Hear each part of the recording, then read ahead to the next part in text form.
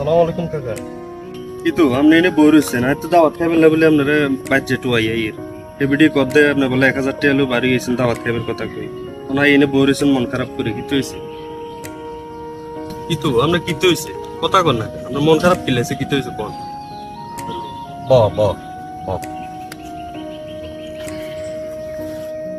কাকা চলেন না দাওয়াতে চলেন মন খারাপ করে বই রয়েছেন চিল্লাম না বুঝলাম না বাতি যে ভরুছি যে মনটা ভালো নাই বুঝছি গত একটা বছর ধরে মাইয়াটা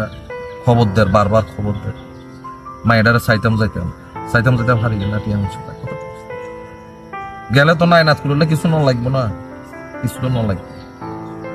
মনেরও তো ইয়ে করতাম হারি না ইয়াল্লাই বহুটি 1000 দিচ্ছে দাওয়াত খাই আইবার লাগে দাওয়াত না খাই আই গেলে বলিস কথা বলিস তুই আই আর এখানে দৌড়ি গেলাইছ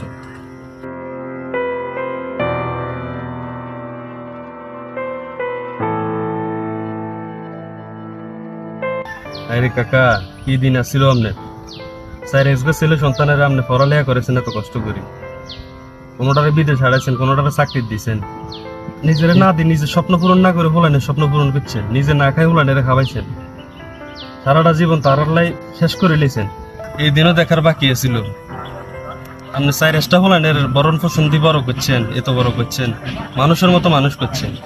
আর আপনার চাইরেসকে হোলানের কাছে একজন মানুষ বোঝাই গেলেন হায় রে নিয়তি